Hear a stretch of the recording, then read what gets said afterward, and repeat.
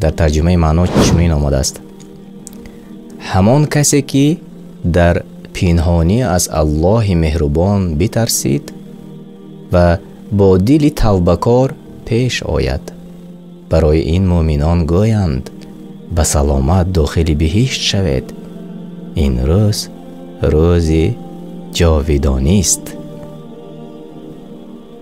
اینقدر مشکل نبوده است.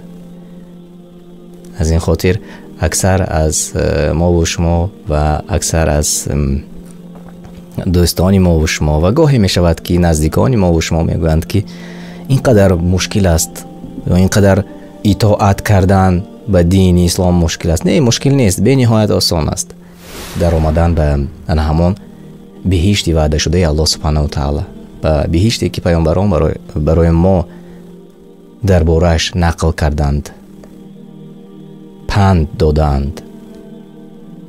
آسان است انشاءالله. و بیایید در دوامی همین برنامه ما و شما میفهمیم چگونه میتوانیم داخل شویم. غیر از نمازگزارانی در آیت 22 آمده است و در دوامش آمده است که نمازشان را در همه حالت میخوانند و یگان چیز آنها را از نماز مشغول نمیسازد و آنان که در اموالشان حق است معین، یعنی زکات در نظر داشته شده است، دوامش برای پرسنده و یعنی گدایان و آن که از قناعتمندی نمی پرسد و کسانی که روز قیامت را تصدیق میکنند، یعنی باور میکنند، پس به عملهای صالح برای آن روز تیاری میبینند، با عملهای نیکشان تیاری میبینند به قیامت. و کسانی که از عذاب پروردگارشان ترسانند، یعنی از عذابش میترسند که هر آینه از عذاب پروردگارشان در امان نتوانند بود، آنهایی که گناه میکنند.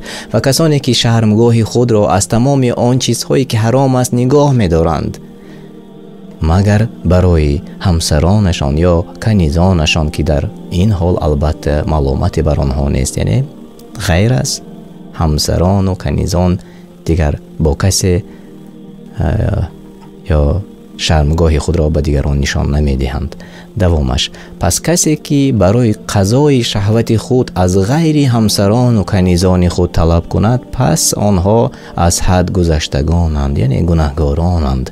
و کسانی که امانت‌های الله و بندگان و عهدهای به الله و بندگان را رعایت می‌کنند و کسانی که شهادت خود را به حق به تغییر و پوشش ادا می‌کنند و کسانی که نمازهایشان را در وقتش و یگان واجبی را از آن ترک نمی کنند، اینهایی که چنین صفتهای بزرگی را دارند جای داده شدند در بهشت‌های گرامی مکرم و معزز. یا اینکه در ترجمه دیگر آمده است: اینها در باغ‌های بهشت گرامی می شوند. یعنی ما در مدت چند لحظه کوتاه توانستیم صفت‌های بهشتیان را برای شما از استفاده قرآن کریم و ترجمه معنای آن رسانیم و الحمدلله توانستیم در مدت خیلی کوتاه آن صفت‌های مؤمنان بهشتی را برای شما رسانیم. نخواد که همین صفت را ما و شما نداشته باشیم و چنانی که شما نوکک شنیدید از ترجمه معنا خیلی عادی و آسان بوده است. نخواد که همین کارها انجام داده نتوانیم، چنانی که نوکک شما گوش کردید و انشالله هر کسی از شما اگر خواسته باشید میتوانید بعد از این برنامه، ثبت برنامه است، دوباره همین صفات ها را گوش کنید. در واقع عادی و آسان است و هر یک کس قادر است و هر یک کس میتواند این عمل ها را اجرا کند تا که بهشت برایش نصیب گردد.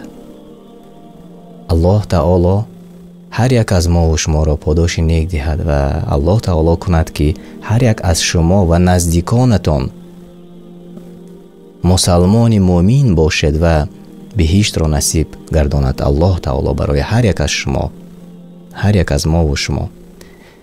آمین.